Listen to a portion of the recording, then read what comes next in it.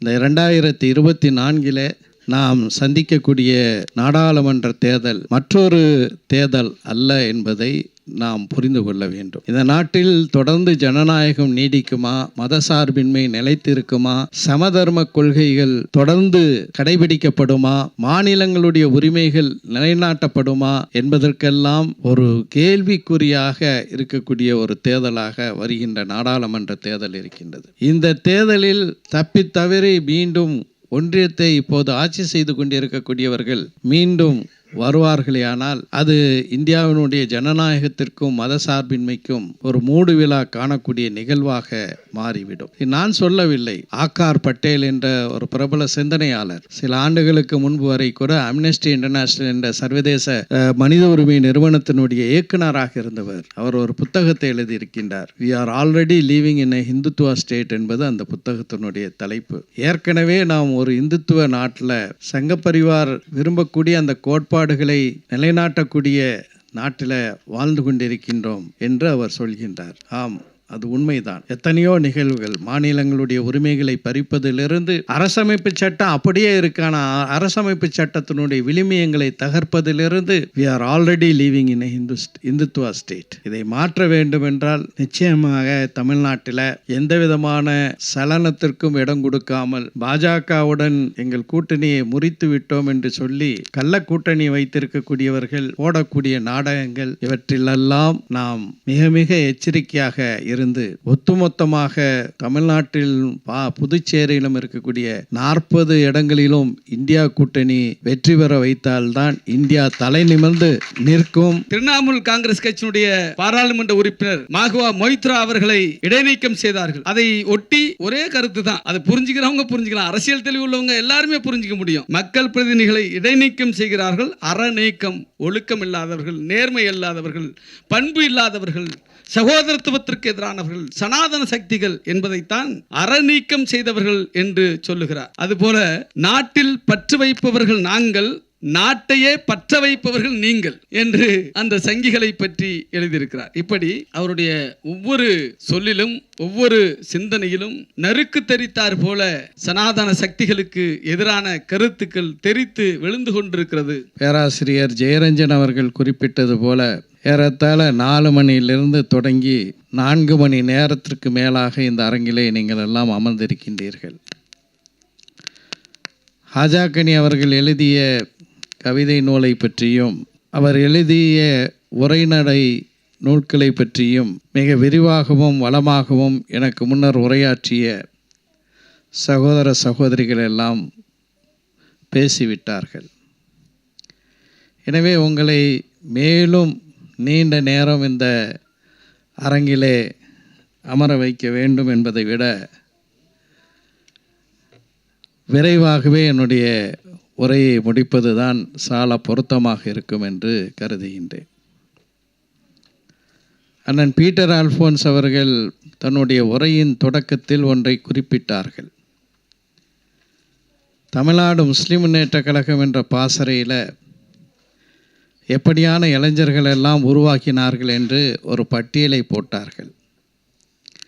3 பேரை குறிப்பிட்டு 3ஆவதாக பேராசிரியர் ஹாஜாக்கனி அவர்களை குறிப்பிட்டார்கள். அண்ணன் அவர்களுக்கும் இந்த அவையில் இருக்கக்கூடியவர்களுக்கும் நான் சொல்ல விரும்புகின்றேன். முகவரி இல்லாமல் 7 வடமரைக்காயர் தெருவை தட்டினார்கள். அவர்களை சிறப்பான முறையிலே உருவாக்கினோம். தமிழ்நாடு முஸ்லிம் முன்னேற்ற கழகம் என்ற அந்த பேர் இயக்கம்தான் அவர்களுக்கு எல்லா வகையான வாய்ப்புகளையும் கொடுத்தது. திறமையை வளர்ப்பதற்காக முதலில் உணர்வு என்ற வார இதழ், அதை தொடர்ந்து ஒற்றுமை என்ற மாதம் இருமுறை இதழ், அதற்கு பிறகு மக்கள் உரிமை என்ற வார இதழ், இவற்றையெல்லாம் அவர்கள் எழுதுவதற்கும் அவர்களுடைய அறிவு வாசலை விரிவுபடுத்துவதற்கும் அவை உதவின. ஆனால் அவர்கள் பறண்டு சென்று விட்டார்கள். ஆனால் என் கண்மணி ஹாஜாக்கனியோ இந்த தலைமையை ஏற்றுக்கொண்டு தொழில் ரீதியாக எத்தனை சிக்கல்கள் வந்தாலும், இடர்கள் வந்தாலும், சோதனைகள் வந்தாலும், ஆணவ பிடித்தவர்கள் பல திமிரான நடவடிக்கைகளை எடுத்தாலும் உறுதியாக நின்று அவர்கள் அனைவரையும் விட மிக உயர்ந்து நிற்கிறார் ஹாஜாக்கனி என்பதை நான் இங்கே பதிவு செய்வது கடமை என்று கருதுகின்றேன். முன்னை சொன்ன இரவுகரை போலவே தான் ஒரு நாள் திருவாரூர் மாவட்டத்தைச் சேர்ந்த இன்று எங்களுடைய தலைமை பிரதிநிதியாக இருக்கக்கூடிய அன்று திருவாரூர் மாவட்டத்தினுடைய தலைவராக விளங்கிய வெங்கலம் ஜஃப்ருல்லா அவர்கள் என்னை சந்திக்க வேண்டும் என்று நேரத்தை கேட்டு, இது நான் சொல்வது 22 ஆண்டுகளுக்கு முன்னால், மேபி ஒரு 1/4 நூற்றாண்டுக்கு முன்னால் நிகழ்ந்த நிகழ்வு. அலுவலகத்திற்கு வந்தார்கள். அவர் ஒரு சிறுவர் என்று சொல்ல முடியாது, ஒரு வாலிபரை அழைத்து வந்தார்கள். அவர்தான் ஹாஜாக்கனி. இந்த பையன் எங்கள் ஊரில் பல போட்டிகளில் நல்லா பேசுவான், நல்லா எழுதுவான். இப்போ சென்னையில் வந்துவிட்டான். இவனை உங்கள் கையில் ஒப்படைக்கின்றேன். இவனுடைய திறமைகளை எல்லாம் வளப்படுத்துங்கள், பயன்படுத்துங்கள் என்று வெங்கலம் ஜஃப்ருல்லா அவர்கள் சொன்னார்கள். அந்த அடிப்படையிலே அன்று தொடங்கிய பயணம் இன்று வரை இறைவனின் பேரருளால் நிலைக்கின்றது. அது இன்னும் உச்சத்தை இன்ஷா அல்லாஹ் தொடும் என்பதில் மாற்று கருத்தில்லை. உணர்வு வார இதழிலே கட்டுரைகள்லாம் வரும். அதனுடைய ஆசிரியராகவும் நான் பணியாற்றியிருக்கின்றேன். வேறு பேர் போட்டிருக்கோம், ஆனால் அதனுடைய டிஃபேக்டோ ஜூரி ஆசிரியர் வேறு, ஆனால் டிஃபேக்டோ ஆசிரியர் நான் தான். அந்த உணர்வில் அவர் எழுதினார். அந்த நேரத்திலே தான் ஏன் ஃப்ரண்ட்லைன் மாதிரி பிரச்சனைகளை ஆழமாக அலசக்கூடிய ஒரு இதழை நாம் நடத்தக்கூடாது என்ற ஒரு எண்ணம் வந்து, அந்த அடிப்படையிலே நாங்கள் தொடங்கியது. உணர்வு வார இதழ் வந்த நேரத்திலேயே தொடங்கியது இந்த ஒற்றுமை என்ற மாதம் இருமுறை இதழ். அந்த ஒற்றுமை என்ற மாதம் இருமுறை இதழில் உணர்வுலலாம் கவிதையெல்லாம் போடக்கூடாதுன்னு ஒரு தடை. அப்போ அந்த தடையை மீற முடியவில்லை. ஆனால் இந்த ஒற்றுமை என்பது முழுக்க என்னுடைய 100% பொறுப்பிலே இருந்தது. ஹாஜாக்கனி ஒரு நாள் கவிதை எழுதி வந்தார். இந்த கவிதையை பிரசுரிக்க முடியுமா என்று கேட்டார். கண்டிப்பாக முடியும் என்று சொல்லி ஒற்றுமையினுடைய கடைசி பக்கத்தில் ஹாஜாக்கனியினுடைய அந்த கவிதை வெளிவந்தது. அதை சிலர் எதிர்த்தார்கள். கவிதையெல்லாம் வருமான்னு. கவிதை வந்தே தீரும் என்று சொல்லி கவிதையை வர வைத்தோம். அந்த வரிசையில் தான் பீட்டர் அல்ஃபோன்ஸ் அண்ணன் அவர்கள் குறிப்பிட்ட மற்றவர்களுக்கும் அந்த கடைசி பக்கத்தில் கவிதை எழுதக்கூடிய வாய்ப்பு கிடைத்தது என்பதையும் நான் இங்கே பதிவு செய்வது மிக அவசியமான ஒன்றாக இருக்கின்றது. அது மட்டுமல்ல, தமிழ்நாடு முஸ்லிம் முன்னேற்ற கழகம் என்ற இந்த பேரியக்கத்தில் இணையக்கூடிய இளைஞர்களை எல்லாம் கை தூக்கி பிடித்து உலகிற்கு அறிமுகப்படுத்தியதோடு மட்டுமல்லாமல் அவர்கள் மூலமாக சிறப்பான மக்கள் சேவைகள் பல்வேறு தளங்களிலே நடைபெற்று வருகிறது. அந்த வகையில் தான் இன்றும் எனக்கு நினைவு இருக்கின்றது. புதிய தலைமுறை என்ற தொலைக்காட்சி தொடங்கப்படுவதற்கான ஒரு முன்னோட்ட தயாரிப்புகள் நடைபெற்று கொண்டிருந்த நேரம், எனக்கு நன்கு அறிமுகமான பத்திரிகையாளர் ஜென்ராம், அவரை மட்டும் என் தம்பி இந்த கூட்டத்துக்கு கூப்பிடல, அவர் அமெரிக்காவில் இருக்கிறார். ஜென்ராம் என்னை அழைத்தார். இந்த மாதிரி புதிய தலைமுறை என்ற ஒரு தொலைக்காட்சி தொடங்கியிருக்கிறோம், அதில் புது அர்த்தங்கள் என்ற ஒரு பகுதியை காலையில் நான் தான் நடத்தப் போகின்றேன். ஒரு பரிச்சாத்தமாக அந்த நிகழ்ச்சியை நடத்தணும். அதுக்கு நான் உங்களை அழைக்க மாட்டேன், பிறகு உங்களை அழைக்கிறேன். உங்கள் அமைப்பிலேருந்து யாராவது ஒரு ஆளை ஒரு ட்ரையலுக்காக நீங்கள் அனுப்பி வைங்க அப்படின்னு சொன்னார். அப்போ நான் வந்து நம்முடைய சகோதரர் ஹாஜாகனியிடம் இந்த மாதிரி ஜென்ராம் என்ற ஒரு பத்திரிகையாளர் அழைப்பார், இந்த நிகழ்ச்சிக்கு நீ போ அப்படின்னு சொன்னேன். அவர் சென்றார். அதற்கு பிறகு புதிய தலைமுறையினுடைய ஆல்மோஸ்ட் நிலைய வித்வானாகவே அவர் விவாதங்களிலே பங்கு கொள்ளக்கூடிய ஒரு நிகழ்வு ஏற்பட்டது என்பதும் யதார்த்தமான உண்மையாக இருக்கின்றது. அருமை சகோதரர்களே, சகோதரிகளே, இப்படியாக பேராசிரியர் ஹாஜாகனி அவர்கள் கால் நூற்றாண்டுக்கு மேலாக என்னுடைய நிழலாகவே இந்த அமைப்பில் பணியாற்றி கொண்டிருக்கின்றார். அந்த வகையில் அவர் எழுதியிருக்கக்கூடிய இந்த நூல்களை பற்றி, கவிதை நூலை பற்றியும் அதே போல் உரைநடை நூல்களை பற்றியும் ஏராளமாக மக்கள் எடுத்து சொல்லிவிட்டார்கள், உரையாற்றியவர்கள் எடுத்து சொல்லிவிட்டார்கள். ஒரே ஒரு கருத்தை மட்டும் நான் சொல்லி விடைபெற விரும்புகின்றேன். இந்த 2024 நாம் சந்திக்கக்கூடிய நாடாளுமன்ற தேர்தல் மற்றொரு தேர்தல் அல்ல என்பதை நாம் புரிந்து கொள்ள வேண்டும்.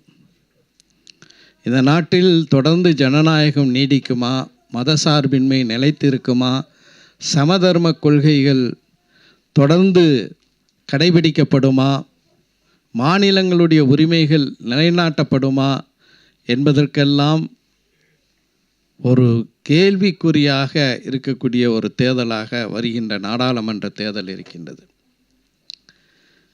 இந்த தேர்தலில் தப்பித்தவறி மீண்டும் ஒன்றியத்தை இப்போது ஆட்சி செய்து கொண்டிருக்கக்கூடியவர்கள் மீண்டும் வருவார்களேயானால் அது இந்தியாவினுடைய ஜனநாயகத்திற்கும் மதசார்பின்மைக்கும் ஒரு மூடு விழா காணக்கூடிய நிகழ்வாக மாறிவிடும். நான் சொல்லவில்லை. ஆகார் பட்டேல் என்ற ஒரு பிரபல சிந்தனையாளர் சில ஆண்டுகளுக்கு முன்பு வரை கூட அம்னஸ்டி இன்டர்நேஷ்னல் என்ற சர்வதேச மனித உரிமை நிறுவனத்தினுடைய இயக்குநராக இருந்தவர். அவர் ஒரு புத்தகத்தை எழுதியிருக்கின்றார். We are already living in a Hindutva state என்பது அந்த புத்தகத்தினுடைய தலைப்பு.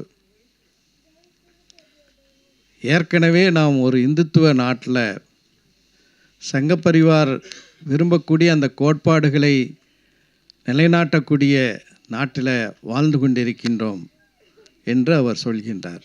ஆம், அது உண்மைதான்.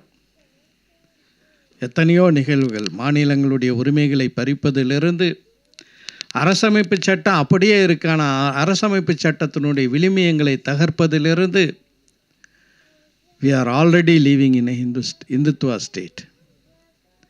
இதை மாற்ற வேண்டுமென்றால் நிச்சயமாக தமிழ்நாட்டில் எந்த விதமான சலனத்திற்கும் இடம் கொடுக்காமல் பாஜகவுடன் எங்கள் கூட்டணியை முறித்து விட்டோம் என்று சொல்லி கள்ள கூட்டணி வைத்திருக்கக்கூடியவர்கள் போடக்கூடிய நாடகங்கள் இவற்றிலெல்லாம் நாம் மிக மிக எச்சரிக்கையாக இருந்து ஒட்டுமொத்தமாக தமிழ்நாட்டில் புதுச்சேரியிலும் இருக்கக்கூடிய 40 இடங்களிலும் இந்தியா கூட்டணி வெற்றி பெற வைத்தால்தான் இந்தியா தலை நிமிர்ந்து நிற்கும்.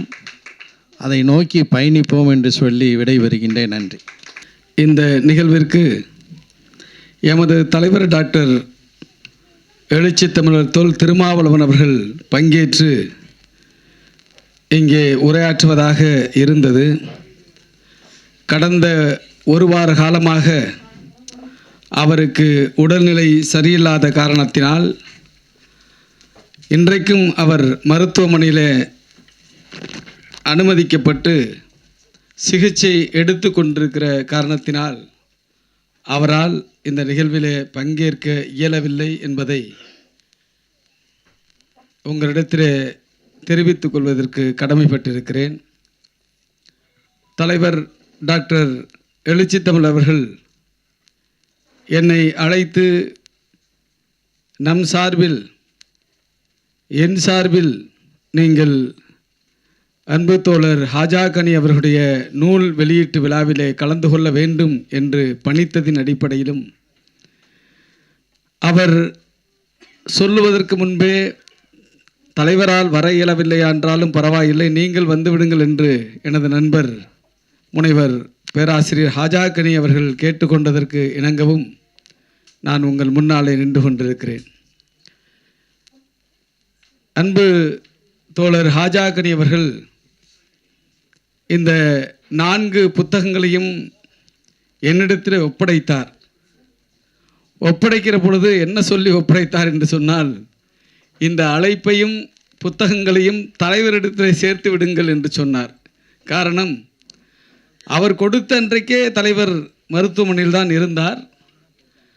எப்படியும் 2 நாட்களில் அவர் உடல்நிலை தேறி வந்து விடுவார், நிகழ்விற்கு கண்டிப்பாக வருவார் என்கிற சூழல் இருந்தது உண்மைதான்.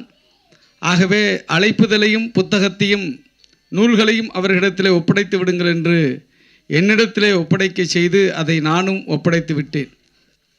ஆனாலும் கூட நூல்களை தலைவருக்கு கொடுத்து விட்டேனே தவிர எனக்கு அந்த நூல்கள் கிடைக்கவில்லை. நான் அதை படிக்கிற வாய்ப்பு எனக்கு இல்லை. கண்டிப்பாக அந்த நூல்களை நிச்சயமாக வாங்கி படிப்பேன் என்பதில் மாற்று கருத்து இல்லை. இருந்த போதிலும் எனக்கு முன்னாலே பேசிய தோழர்களெல்லாம் பேசிய பொழுது இந்த நூல்களுடைய சிறப்புகளை புரிந்து கொள்ள முடிந்தது, அறிந்து கொள்ள முடிந்தது.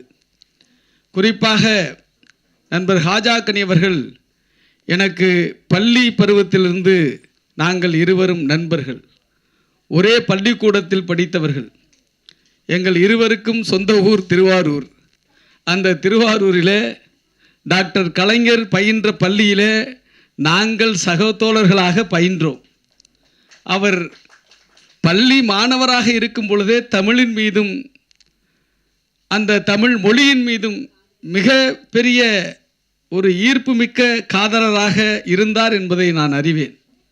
குறிப்பாக எங்களுடைய பள்ளியினுடைய தமிழாசிரியராக இருந்த ஐயா சண்முக வடிவேல் அவர்கள், நீங்கள் எல்லாம் இந்த இப்போது நிறைய பட்டிமன்றங்களில் பார்க்கலாம். அவர் எங்களுடைய தமிழாசிரியர். குறிப்பாக ஹாஜாக்கனியை மிக அதிகமாக நேசிக்கக்கூடிய ஒரு தமிழாசிரியராக அவர் இருந்தார், இன்றைக்கும் இருக்கிறார். நாங்கள் படித்த பொழுது நிரம்ப நல்ல ஆசிரியர்கள் எங்களுக்கு பாடம் சொல்லிக் கொடுக்கிற ஒரு வாய்ப்பை நாங்கள் பெற்றோம். ஆசிரியர் ஸ்டாலின் எங்களுக்கு தாவரவியல் பாடம் சொல்லிக் கொடுத்த ஒரு ஆசிரியர். அவர் ஹாஜாக்கனியின் மீதும் என் மீதும் கூட கடந்த புத்தாண்டுக்கு கூட அவரே எங்களை தொலைபேசியில் அழைத்து எனக்கு வாழ்த்து சொல்லும் பொழுது சொன்னார், உனக்கு முன்னாடி ஹாஜாக்கனிக்கு ஃபோன் பண்ண, அவனுக்கு வாழ்த்து சொல்லிட்டு தான் உனக்கு சொல்கிறேன் அப்படின்னு சொன்னாங்க. அதுபோல் சிறந்த பாடகர் வேறு அவர், கவிஞர் என்பது உங்களுக்கு தெரியும். ஆனால் எங்கள் பள்ளிக்கூடத்தில் பாட்டு பாடி முதல் பரிசை தட்டி சென்ற ஒரு சிறந்த பாடகரும் கூட ஹாஜாக்கனி, சிறந்த நடிகரும் கூட. நானும் அவரும் சேர்ந்தே நடித்திருக்கிறோம் நாடகத்தில். மிகச்சிறப்பாக நாங்கள் நாட்டு நல பணி திட்டம் சார்பில் வெளியூருக்கெல்லாம் சென்று பணியாற்றுகிற பொழுது, சேவையாற்றுகிற பொழுது நாங்கள் இணைந்தே 10 நாள் என்று அந்த முகாம்களிலே தங்கியிருக்கிறோம், சேர்ந்தே தங்கியிருக்கிறோம், ஒன்றா தூங்கியிருக்கிறோம், ஒன்றா வேலை பார்த்துருக்குறோம். அந்த நேரங்களிலெல்லாம் அப்போவே க்ரியேட்டிவிட்டியாக இருப்பார் அவர். அப்போவே புதிய புதிய அந்த பேச்சே எதுகை மோனையோடு தான் பேசுவார். இப்பயும் நான் சொன்ன நேற்று கூட, நேற்றா முந்தானத்துன்னு தெரில, எங்கள் தலைவர் அவர் கொஞ்சம் கூட ஓய்வு இல்லாமல் தன்னைத்தானே வதைத்து கொள்ளுகிறார் என்று சொன்னேன். உடனே சொன்னார், அவர் தன்னைத்தானே வதைத்து கொள்வதை கண்டு பதைப்பவர்கள் நாம் தானே என்று சொன்னார். உடனே அடுத்த வார்த்தை வதைத்தல் பதைத்தல் என்று உடனடியாக சொன்னார். அவருடைய எழுத்து, அவர் சிந்தனை, அவருடைய சிந்தனை செயல்பாடு அனைத்தும் இந்த சமூகத்தில் இருக்கிற பாசிச சக்திகளுக்கு எதிராக இந்த சமூகத்தை, இந்திய சமூகத்தை, தமிழ் சமூகத்தை ஒரு சமத்துவம் வாய்ந்த சமூகமாக நாம் பாதுகாத்திட வேண்டும். இந்திய நாட்டில் பாசிச சக்திகளை விரட்டி அழிப்பதற்கு நமது வாழ்நாளை நாம் பயன்படுத்த வேண்டும். புரட்சியாளர் அம்பேத்கர் அவர்கள் குறிப்பிடுவதைப் போல உன்னுடைய கல்வி, நேரம், உழைப்பு, உன்னுடைய மரியாதை, புகழ் அனைத்தையும் சமூக விடுதலைக்காக, சமூகத்தினுடைய ஏற்றத்திற்காக பயன்படுத்த வேண்டும் என்று குறிப்பிடுவார்கள். அப்படித்தான் படிக்கிற காலகட்டத்திலிருந்து ஹாஜாக்கனி அவர்கள் தன்னுடைய சிந்தனையை, செயல்பாட்டை, தன்னுடைய ஆற்றலை, அறிவை, புகழை அனைத்தையும் இந்த சமூகத்தினுடைய ஏற்றத்திற்காகவும் சமத்துவத்திற்காகவும் இந்த சமூகத்திலே பிற்போக்கு தனங்களுக்கு எதிராகவும் சனாதன சக்திகளுக்கு எதிராகவும் சிந்திக்கிற, செயல்படுகிற, ஆற்றலோடு அறிவாற்றலோடு களமாடுகிற ஒரு கள போராளியாகவும் அன்பு நண்பர் ஹாஜாக்கனி விளங்கி கொண்டிருக்கிறார். அவருடைய இந்த புத்தகத்தை படிக்கலைனாலும் கூட அவருடைய முகநூலை நான் தொடர்ச்சியாக வாட்ச் பண்ணிக்கிட்டு தான் இருப்பேன். காரணம் நாங்கள் முகநூல் நண்பர்களும் கூட அதில் பாருங்கள், ஒரு வார்த்தை தான் பேசுவார். எவ்வளவு பொருள் பொதிந்ததாக அது இருக்கிறது என்பதை சொல்லுவதற்காக நான் இதை படித்து காட்ட விரும்புகிறேன். நம்ம இப்போது ரீசெண்டாக தென் மாவட்டங்களில் மிகப்பெரிய மழை வெள்ளம் ஏற்பட்டது, பாதிப்பு ஏற்பட்டது. அதை தேசிய பேரிடராக அறிவிக்க வேண்டும் என்று தமிழ்நாடே கோரிக்கை விடுத்தது. தமிழக முதலமைச்சர் கோரிக்கை விடுத்தார். அமைச்சர்களும் முதலமைச்சரும் நேரடியாக சென்று பிரதமரை சந்தித்து கோரிக்கை விடுத்தார்கள். அவர்கள் அதை ஏற்க இன்று வரை மறுக்கிறார்கள். அதுக்கு ஒரே ஒரு வரி எழுதியிருக்கிறாரு, தேசிய பேரிடராக அறிவிக்க மறுக்கிறது தேசியத்திற்கு வந்த பேரிடர். எழுதியிருக்கார் பாருங்க. தேசிய பேரிடராக அறிவிக்க மறுக்கிறது இந்த தேசியத்திற்கு வந்த பேரிடர் தான் முகநூலில் அப்படி எழுதியிருக்காரு. அதுபோல் இன்னொரு செய்தி எழுதியிருக்கிறாரு, மக்கள் பிரதிநிதிகளை இடைநீக்கம் செய்கிறார்கள், அற நீக்கம் செய்தவர்கள். மக்கள் பிரதிநிதிகளை இடைநீக்கம் செய்கிறார்கள், அற நீக்கம் செய்தவர்கள். அறம் என்று சொன்னால் அந்த நெறி, நேர்மை, நியாயம் போன்ற அனைத்தும், ஒழுக்கம், சகோதரத்துவம், சகோதரத்துவ பண்பாடு என்று அனைத்தும் அறம் என்று நாம் சொல்ல முடியும். மக்கள் பிரதிநிதிகள் என்று சொல்வது ராகுல் காந்தியை இடைநீக்கம் செய்தார்கள் அதானியை பற்றி பேசியதற்காக. அதே போல திரிணாமுல் காங்கிரஸ் கட்சியினுடைய பாராளுமன்ற உறுப்பினர் மாகுவா மொய்த்ரா அவர்களை இடைநீக்கம் செய்தார்கள். அதை ஒட்டி ஒரே கருத்து தான். அதை புரிஞ்சுக்கிறவங்க புரிஞ்சுக்கலாம், அரசியல் தெளிவு உள்ளவங்க எல்லாருமே புரிஞ்சிக்க முடியும். மக்கள் பிரதிநிதிகளை இடைநீக்கம் செய்கிறார்கள், அறநீக்கம், ஒழுக்கம் இல்லாதவர்கள், நேர்மை இல்லாதவர்கள், பண்பு இல்லாதவர்கள், சகோதரத்துவத்திற்கு எதிரானவர்கள், சனாதன சக்திகள் என்பதைத்தான் அறநீக்கம் செய்தவர்கள் என்று சொல்லுகிறார். அதுபோல நாட்டில் பற்று வைப்பவர்கள் நாங்கள், நாட்டையே பற்ற வைப்பவர்கள் நீங்கள் என்று அந்த சங்கிகளை பற்றி எழுதியிருக்கிறார். இப்படி அவருடைய ஒவ்வொரு சொல்லிலும் ஒவ்வொரு சிந்தனையிலும் நறுக்கு தெரித்தார் போல சனாதன சக்திகளுக்கு எதிரான கருத்துக்கள் தெரித்து விழுந்து கொண்டிருக்கிறது. அவர் இன்றைக்கு வளர்கின்ற கவிஞர் என்று சொல்வதற்கில்லை, வளர்ந்துவிட்ட ஒரு கவி போராளி. அவருடைய எழுத்துக்கள் மொத்தமும் சனாதனத்திற்கு எதிராக யுத்தம் செய்து கொண்டிருக்கிறது என்று சொன்னால் மாற்று கருத்து இல்லை. அப்படிப்பட்ட அவருடைய நிகழ்விலே எங்கள் தலைவர் டாக்டர் எழுச்சி தமிழர் சார்பிலே கலந்து கொள்வதிலே நான் பெருமை அடைகிறேன். எனக்கு இந்த வாய்ப்பளித்த எனது அன்பு நண்பர் ஹாஜாக்கனி அவர்களுக்கும் ஏனைய சான்றோர்களுக்கும் நன்றி பாராட்டி நிறைவு செய்கிறேன். நன்றி, வணக்கம்.